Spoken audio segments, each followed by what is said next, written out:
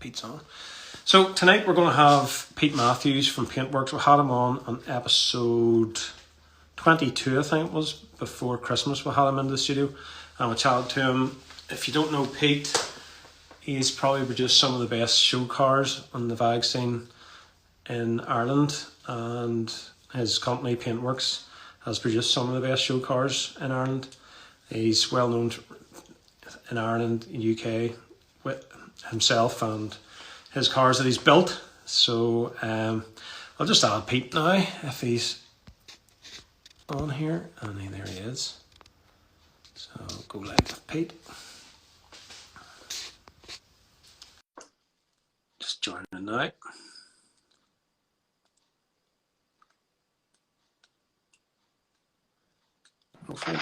There he is. Hello. What's happening? Have we got signal here, do we? Yep, it's all good, Pete. Hear you loud. Yeah. You're just bigging me up there. I'm a bit embarrassed now. Like. Oh, your head looks very big in that screen. You'll have to step back. I know. Trying to I need to hold an arm's length there, like. Here. How did influencers do it, like? Because you're an influencer, Nigel. You know. You're vlogging there, see you. So what's happening then? All good. Yeah, all good, mate. Yeah. What about you? Dead on. Keeping the head down. Looking forward. Nothing else for it. That's it. So no, I was sort of trying to give you a bit of an intro there. So you came on episode 22 to the podcast, and you chatted, and we'll have to get you back again because you have so many stories and you can talk for us. I know. That's the problem. I could talk for days. So good, you know. Perfect guest. As I said, you're a well-known car builder, and for yourself and for other people. Yes. Through you're standing in Paintworkz right now. I am indeed, yes. This is where everything sort of gets stored anyway, so I suppose I might as well. So if you listen back to episode 22, you've built quite a few cars over the years. Yeah, I have indeed. Like, you know, well, I'll not go into too much detail obviously about it because it's in the podcast, but yeah, we got it for now for probably building cars for about 13 years now, like I would say. It was about 2008 with Magetta got started and then just escalated from there, as you know. I think my favourite part of that episode, Connor's just said that was the record for the longest episode. I think my favourite part of that there is you talking about the Clio. The Clio, yes. Is that the white Clio, was it? The one you handbraked into the curb at the roundabout? Oh, sorry, the first car, yes. I was, it was modified, but it was before I was into, you know, shows and stuff like. But yeah, I was back when I thought it was class, but had no idea how to drive whatsoever, like, you know. All right. So tonight, if people want to catch up the backstory of yourself, they can listen to the episode. But I just want to sort of tour around the two cars, basically, that you have. Yeah, no worries. I've got them sort of set up here, so. Let's see, there's the Golf. Yeah. And then there's the M3, but it's not looking great at the minute, like. But there you go. What's that? Sorry. We'll start in the Golf first. The Golf, yeah. What do you want to know then? Well, just to build around what you've done, I think that's the fastest turnaround of a Golf R sort of rep, heavy rep. Anyway, well, yes. Well, I'll start off with the front, I suppose. So, well, I'll just tell you a bit about the car. So I got this last year, brand new in January. So it's a year old, just over a year old now. And essentially, I was replacing. I had a Mark 7, a black Mark 7 4-door before. I was just replacing that as my sort of daily driver. So yeah, I basically ordered the car, and I'd say, I think I ordered the bumper before I ordered the car. I can't remember, but the bumper was ordered pretty sharpish. Like pretty much that was the main part of it, because like, so this is it's a Golf match essentially. So standard form, it wouldn't come with obviously the R bumper. They're standard headlights, which because it was the last run of the 7.5s, they sort of just threw a few toys at it. So basically I put that bumper on. That's a Maxton design splitter. Those are Ultralegeras. They were actually from my black S4. Yeah. What else? Oh, I obviously bagged as well. But what's Nineties. that? The wheels are Sorry? the 90s. Oh, they're 19. Sorry, they're 19 by 8.5. Like I say, they were on my Audi S4. They're not really an aggressive fitment, as you can see. They're quite tucky. But that's what I want for a daily anyway. And then it's bagged on. It's on airlift 3P management. And it's on, what do you call them? TA Technics, would you believe? Struts at the front, and then at the back, I'm running airlift sleeve bags, and then standard shocks, which actually went lower than the TA Technics shocks, which I found quite funny. But and then there's not a whole pile done to the car. Oh, sorry, skirts, they're actually off my black car, so I just kept them, painted them red, and then obviously added the wee lips to them. And then the only other thing really is carbon fibre mirror caps, which Clark Hackey actually donated. The deal was he needed, because they were actually cloudy, because you know the way carbon goes, and it went a bit cloudy over the top. So I just sanded them back and re-lacquered them, and they're dead on. But the deal was I had to give him my mirror caps in black so he could sell his Golf R to obviously your man Paddy that bought it. And then I'm trying to think what else. I'll probably show you the way the build is anyway. There's not really much of a build in it, but because I wanted to keep it usable. Right, so we've got a tank there. I don't know if you can see that. And if I can pull this out, I've hidden all the like the pump and the there we go. So the that's where the pump hides in there, manifold, and then just your wiring and stuff. So it's quite a sort of, it means you still got a usable boot, you know. But yeah, that's pretty much the Golf. Like, I actually did build it for Dubshed last year. Whenever we were talking about it, we had sort of set up that I remember we was going to do like a stance trailer and stuff, and a bike on the back, but obviously Dubshed wasn't to be. So yeah, that got forgot about. So yeah, I've just had a sort of nice car to drive for the last year now. So yeah.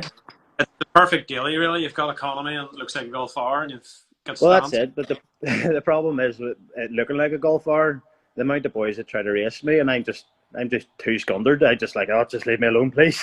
You Please. just play it cool. Yeah, that's it. Like, you know. But that's the Golf. Yeah, very good. Connor just asked there, how do you find the difference between the TA Technics and the previous airlift setup, ride-wise? I'll be honest, it's definitely not as good as Airlift. Airlift have it pretty nailed down with their development and stuff, and I knew sort of Technics wasn't going to be great, but I mean, I was able to bag that car for, I have management and stuff anyway from, it actually came with V2, the kit, so the second-hand kit I bought, we actually went to Scotland to get it. Came with the bags and V2, and I paid 900 quid for it. So it was cheap, like, you know. So I've always had it in the head that I would replace the front struts with airlift performance ones at some point, because most people probably don't notice this, but on the front bumper wouldn't sit too low in this car, just because there's like a big bump stop inside the bag, and it wouldn't sit as low as like an airlift strut would sit. So I do want to change that at some point, but obviously it's money, you know, and I don't really need them, so it's just got forgot about as usual, you know. Airlifting on BC and Bilstein, depending on the package? Yes, we do, yeah. Whereas the TA Technic stuff, it doesn't look, it looks sort of, remember like older air ride, where it was just like a shock and a bag sort of screwed it. That's all it really is. It's nothing fancy, like, but it drives okay. It drives better actually at a higher height. When it's low down, it's a bit crashy, and but of course I drive it at a low height, so it's always crashy, you know. But Technics, just cheap coilovers in the Mark 1. And yeah, have you ever heard of the wee strut top mounts you can put in them to get them lower? no, haven't I? No. raised top mounts, and I put them into the Mark 1 there. I think it started last year, just to so it would drop her a bit more because there's the bottom of the coils. And, Yes. it's improved the ride, obviously, because there's less travel in the piston or whatever. So, Of course, yeah. because Well, I was told. very, Sorry, go ahead.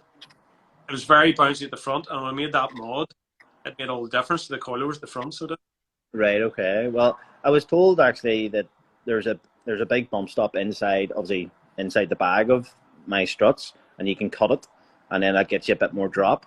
But yeah. to be honest, I just can't be bothered. I'd rather just save the money up and buy decent struts for it. Like if you're not looking to spend a load of money, Tay Technics is grand, but Yeah. I wouldn't say like they're starting to get a wee bit sort of knocky at the top mount there. I think they're almost done, so they are. So You're probably doing big miles in that motor too.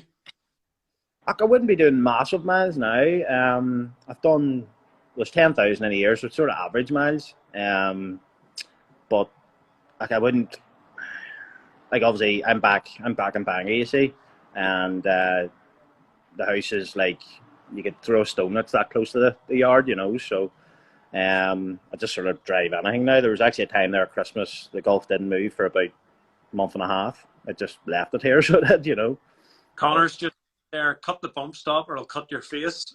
Right, I'll make sure I get it done. A man from Lurgan. Exactly, yeah. Yeah, it's eye-catching car. When you used to live in Cumber, I used to walk past it and it's just I was always parked just right at the gate so you could see it. Like you have to park your stancy, Absolutely. Air it out. That's it.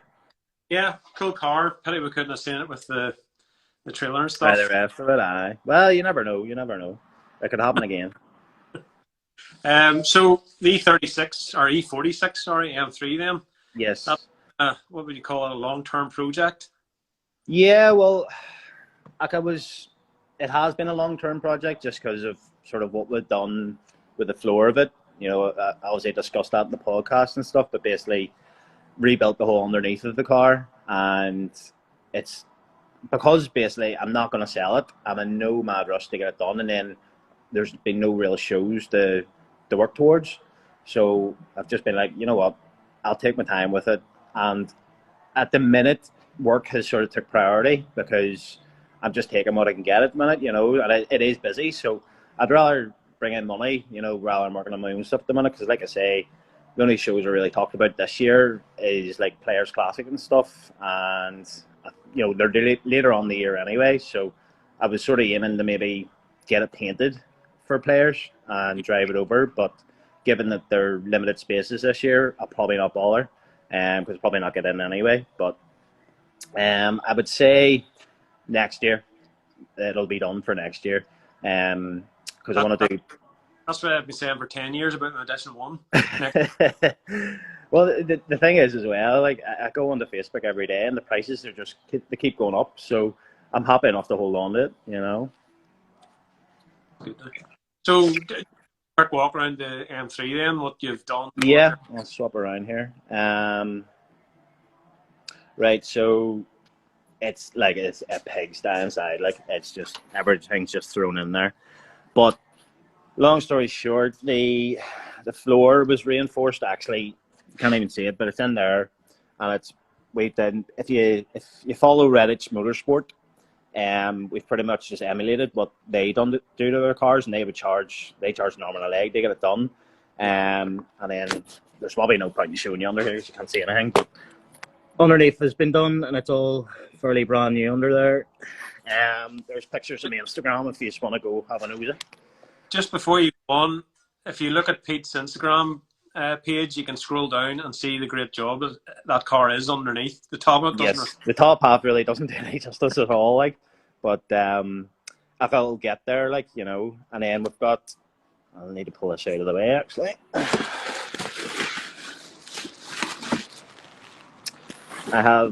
This is the wheels for it, so sitting there stinking actually.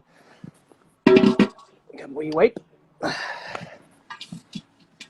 So these are the wheels for them, which are they're called library wheels, and they're actually a company in America makes them. So they're fully forged 3-piece, like the way absolutely nothing like.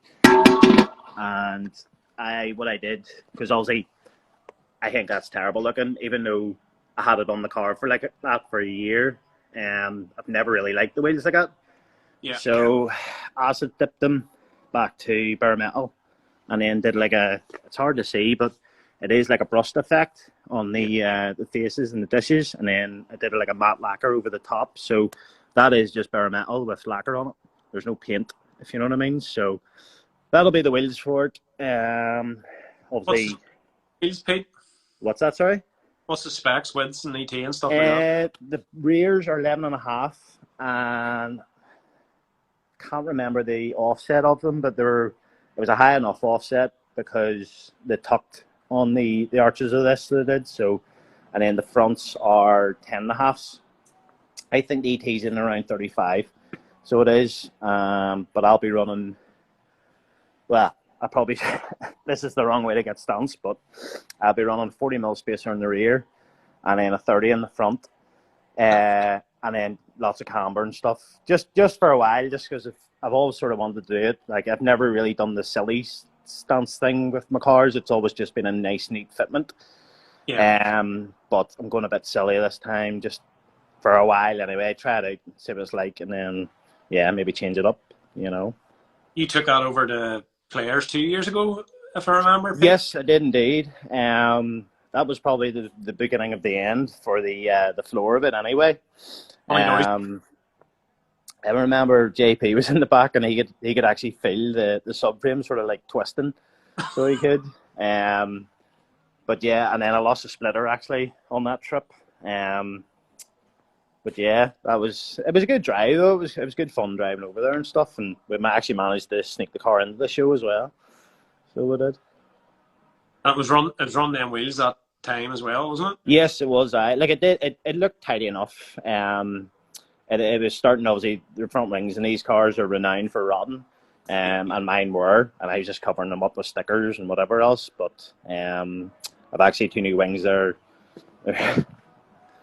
I'll say new wings. They don't look too new, like, but that's them there, and but they're nice, solid wings, and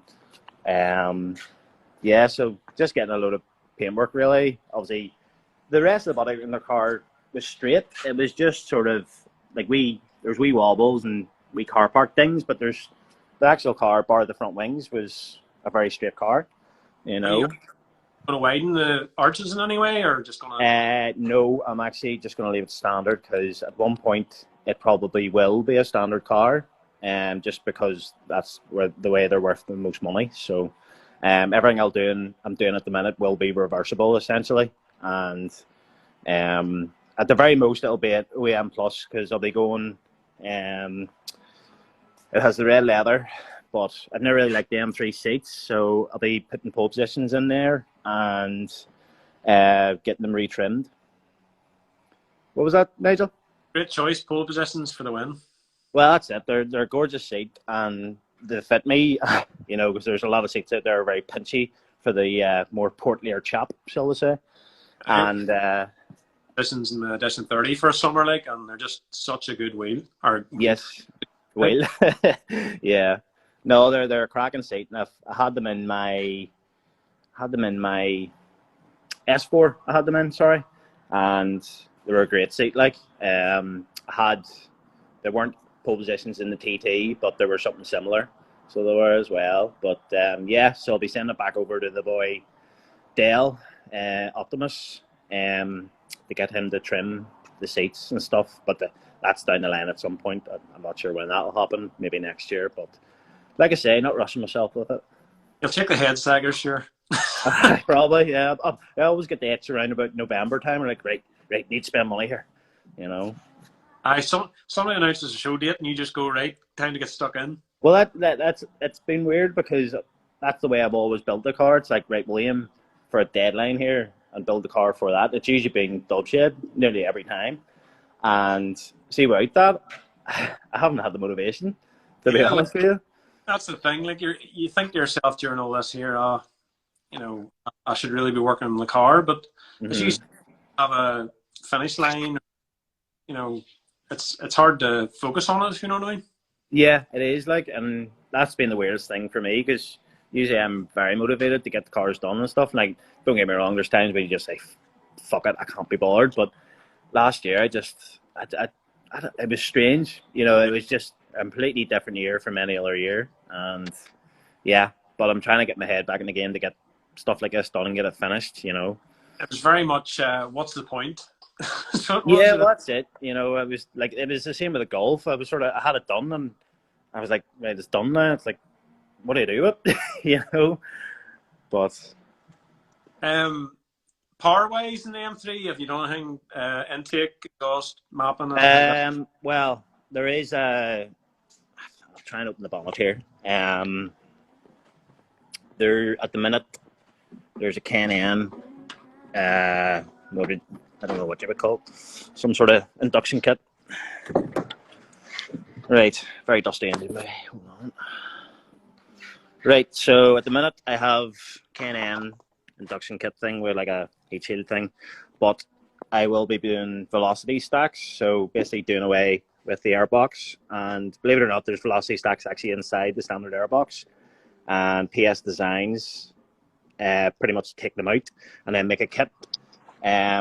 So basically it'll have 6 trumpets sort of here, and then it'll have like a carbon fiber heat shield down here. It does a MAF delete, so you'll be doing away with the MAF altogether, and then you have to get what it's called a group N map, and that does away with the mass airflow sensor. And there's something else as well. There's another wee sensor you get with the kit, but there's no real power gain from it, but it's just a bit obnoxious and loud, really. Yeah. You know? TSL intake is pretty good on them too. It is, but very fucking expensive. As anything with CSL attached to it is, because I want a CSL bit lid. Yeah. And honestly, see, last year before COVID sort of happened, you could get them from BMW, no problem. And I phoned last year to actually buy one, and they won't give you one now without a CSL chassis number. And what's that? What sort of things involved? Well, back at the start of last year, the bootlegs, you were getting them off BMW, I think, for $750 all in. Yeah, it's pretty decent, yeah. Obviously, that's sort of trade and stuff. And then, yeah, basically try to get them off again. It was I think it was last August I tried to order it.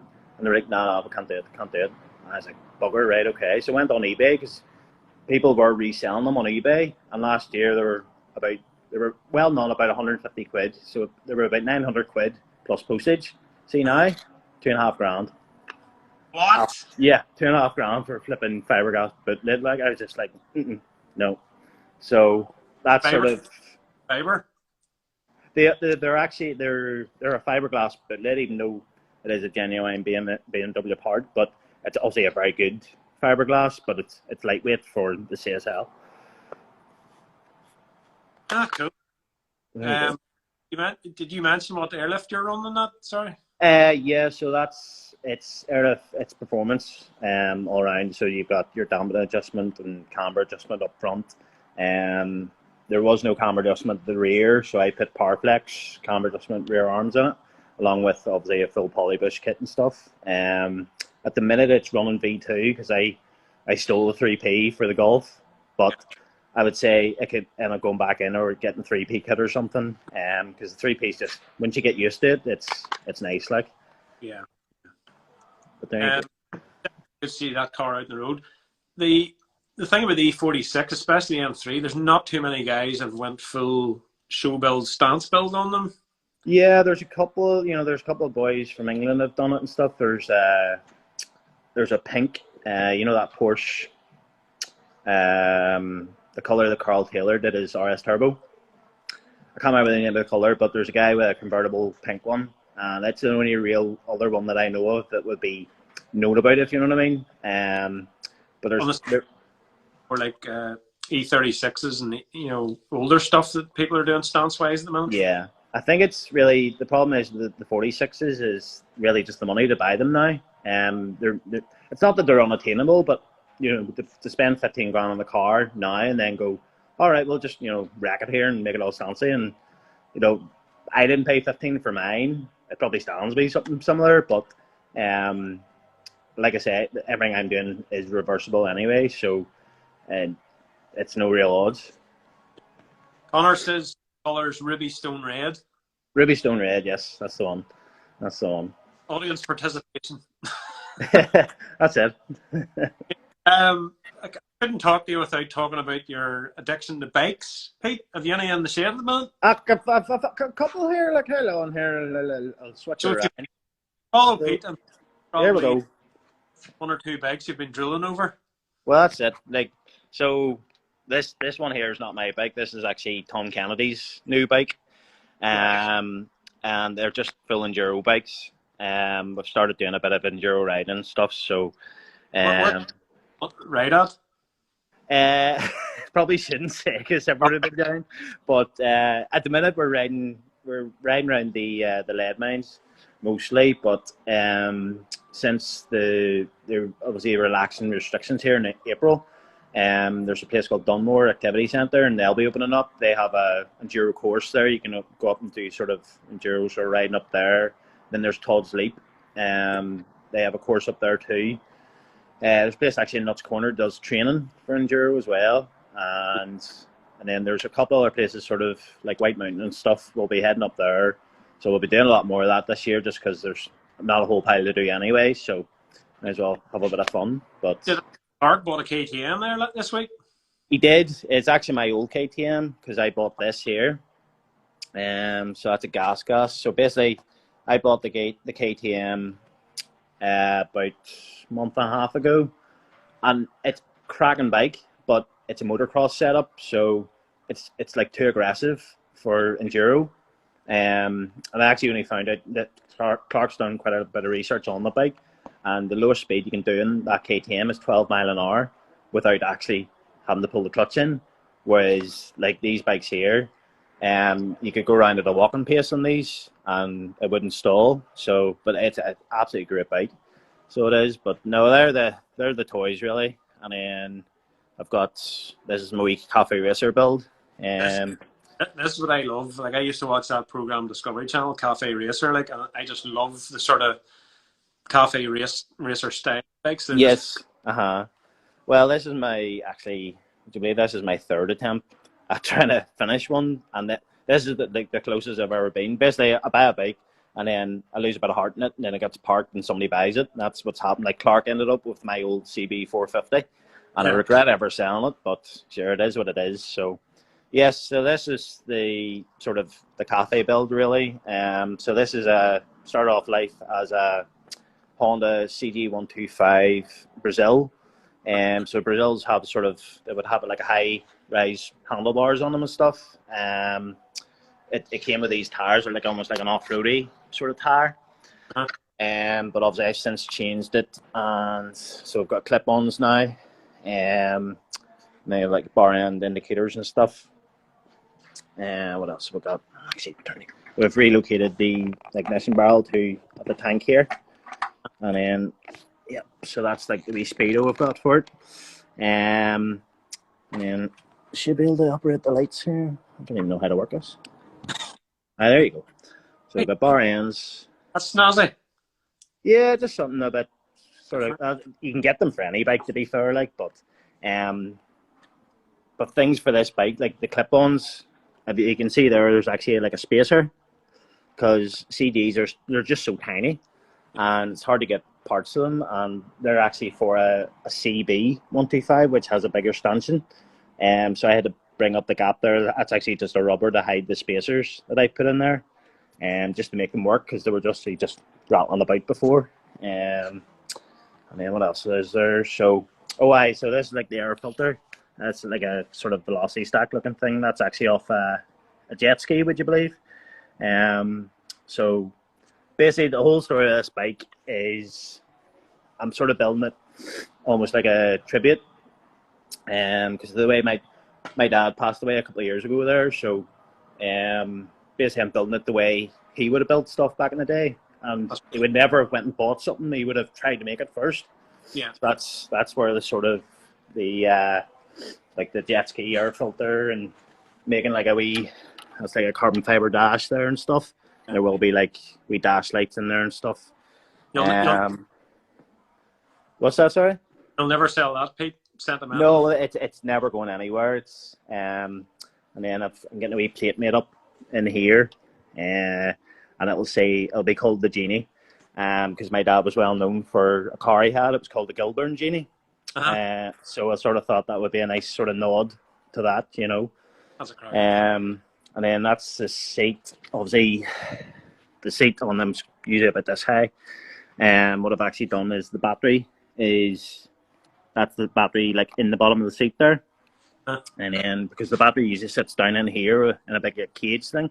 Yeah. So I moved it up in there, but I'm actually going to get a smaller battery because that's just it's quite a big battery actually.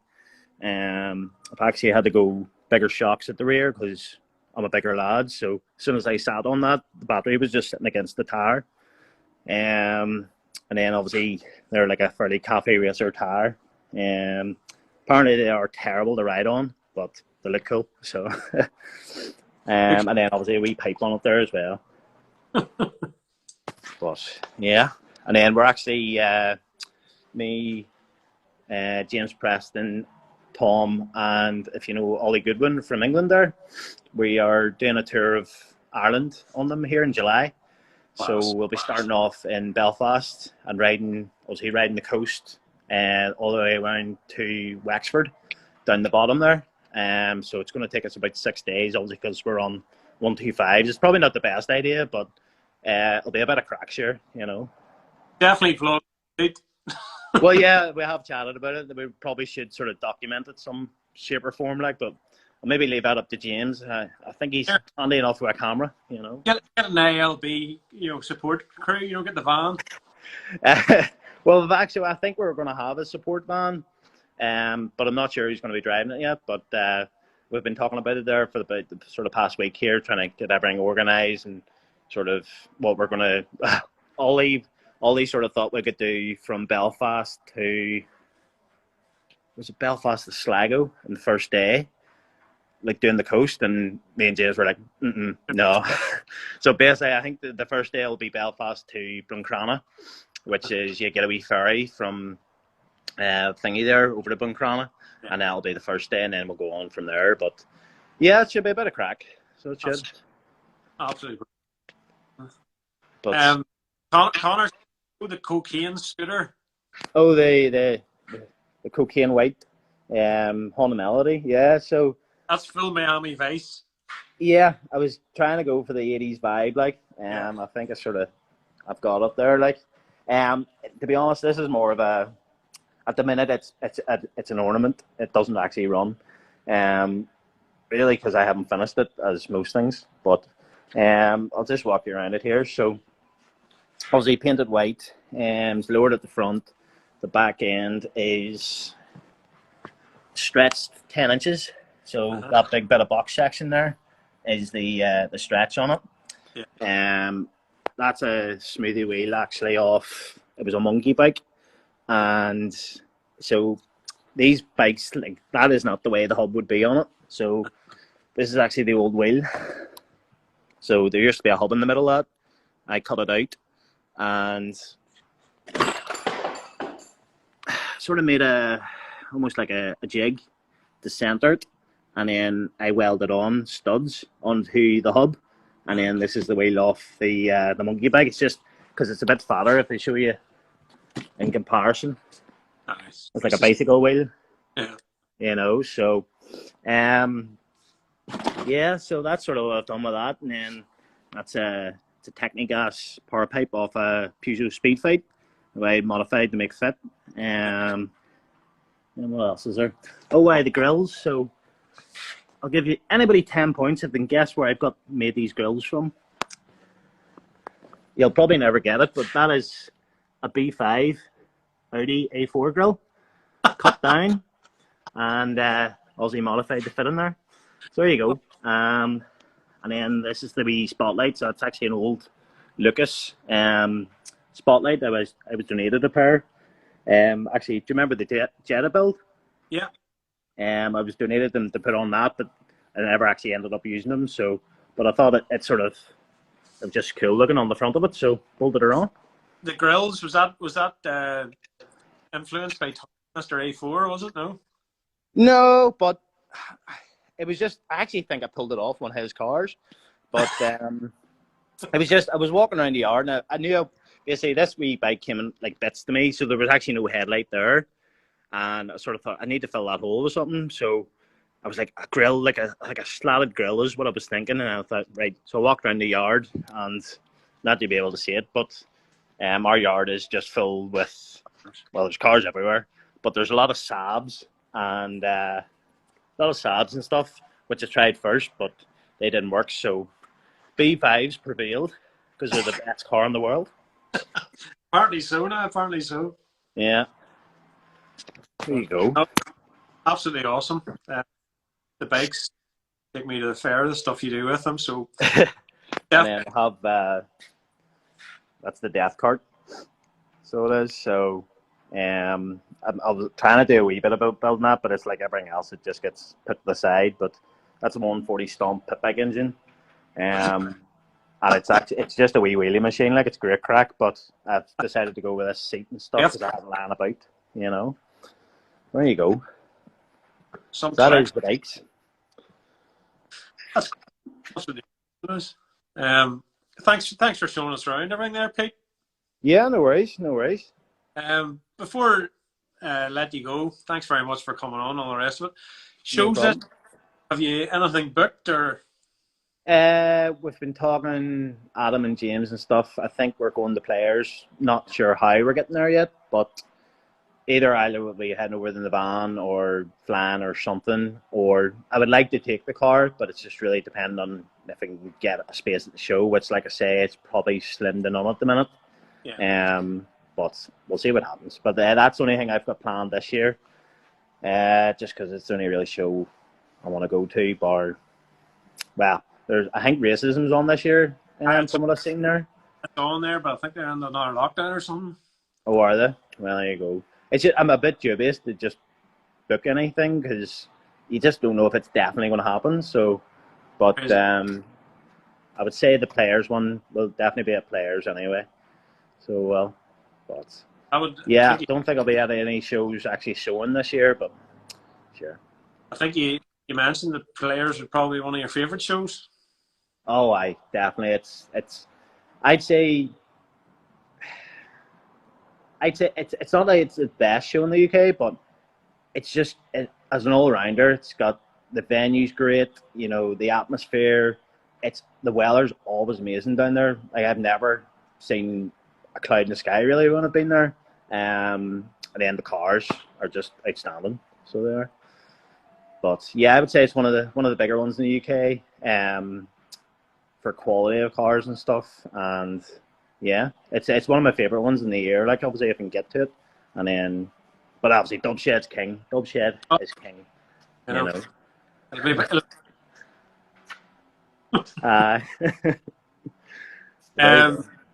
I see. Keep it clean, guys. I think they announced the date for a Clean Fest yesterday. I think they're going ahead. Okay.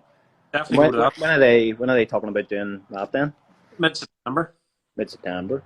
Well, it could be something then. Possibly for the M3 or something.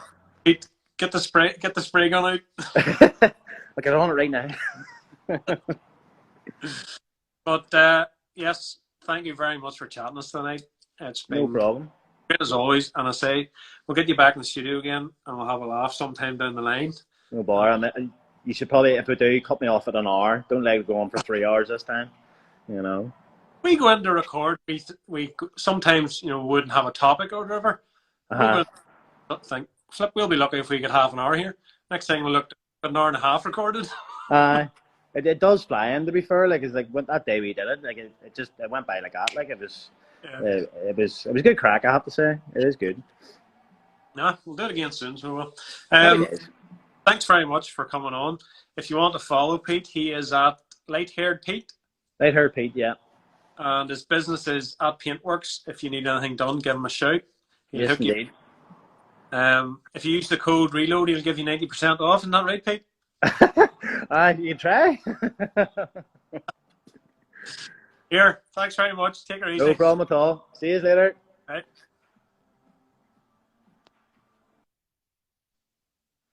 There we go. Big shout out to Pete. Good crack as always, and really enjoyed doing that with him. Pete's a hell of a nice guy. Built some cool cars, and yeah, thanks for showing us around your cars, Pete. Really enjoyed that. We'll cut it off there. We plan to do another few lockdown logs here in the near future. We'll probably have another 2 or 3, I reckon, but we'll see how it goes anyway. And we've got some real cool cars to show you around in the lockdown logs. I think you'll be impressed with them.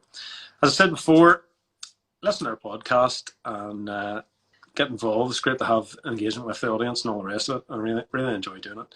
So keep listening. We'll keep doing them. And we'll check you out real soon. And thanks very much. Speak to you soon.